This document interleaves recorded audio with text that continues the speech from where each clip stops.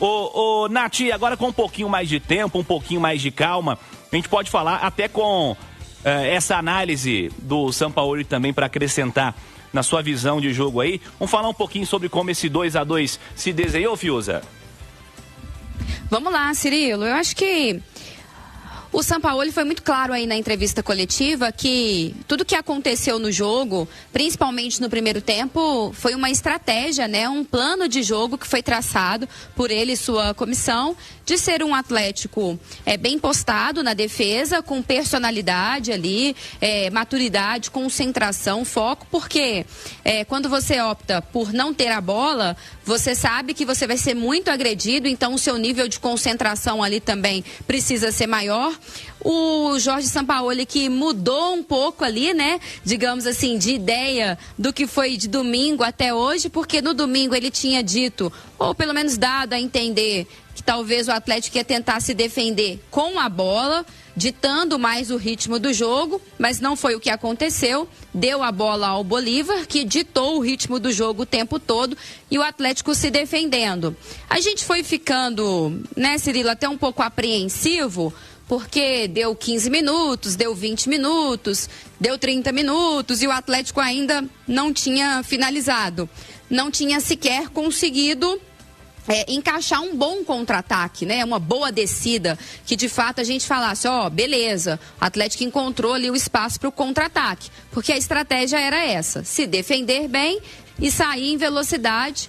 Por isso ele tirou o Hulk e colocou o Coelho e o Rony, que são atacantes que têm mais essa característica. Mas aí o finalzinho do jogo, do primeiro tempo, se desenhou perfeito para o Atlético, porque o contra-ataque veio e aí a eficiência, que é muito importante nos jogos de mata-mata, né? Você não precisa ter 50 oportunidades. Se você tiver uma e converter, maravilha. E o Atlético teve um contra-ataque, e ele converteu esse contra-ataque, aí mérito do Alexander, que roubou a bola lá no campo defensivo, brigou por ela, acionou o Rony, que acionou o Scarpa, depois o oportunismo do próprio Alexander de acompanhar a jogada, né, de também ter a velocidade para chegar lá no campo ofensivo, de aparecer dentro da área, porque como o Atlético não tinha um centroavante, ele aparece ali como um elemento surpresa de alguma forma para finalizar, e depois a bola parada. O Atlético consegue uma outra escapada, que gera uma falta, e aí outra coisa que o Atlético por vezes não faz sempre, que é aproveitar essa bola parada, né? E aí a entrada do Vitor Hugo na formação dos 3 zagueiros ali, né, Cirilo?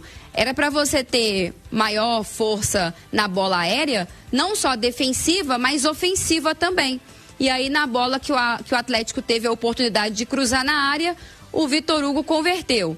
Então, beleza. O que a gente desenhava para o segundo tempo? Que o Bolívar ia continuar vindo para cima, até porque ia aproveitar do cansaço do Atlético. Eu até gostaria de ter dito isso no pré-jogo, ô Cirilo, mas são muitas as informações, nem sempre dá tempo. O jogo do Palmeiras, na fase de grupos da Libertadores, o Bolívar chegou a estar perdendo por 2-0 para o Palmeiras e empatou no segundo tempo. Depois o Palmeiras fez o 3-2. Num cenário muito semelhante assim, de no segundo tempo um Bolívar que não se entrega e um Palmeiras que aí caiu um pouco a concentração, o cansaço, e aí eles aproveitam disso. E foi o que aconteceu com o Atlético.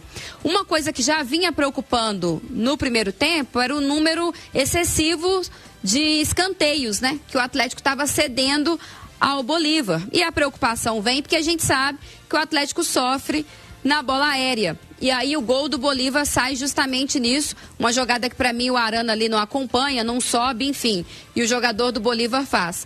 Esse gol cedo do time boliviano também condiciona muito ali essa reação, né? Porque aí eles conseguem diminuir e dar aquele gás maior. Mas daí, Cirilo, a gente tem que partir para uma próxima fase da análise, que são os erros individuais e a dificuldade do Atlético de se impor no jogo, mesmo tendo um atleta a mais, né?